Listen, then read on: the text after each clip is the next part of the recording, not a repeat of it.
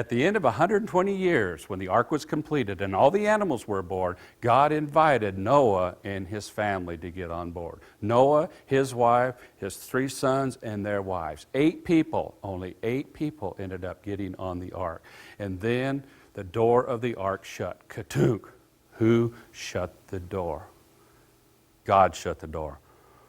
For the 120 years, Noah had been talking to people saying, if you don't turn from your sins, repent, get on that ark, you are going to die.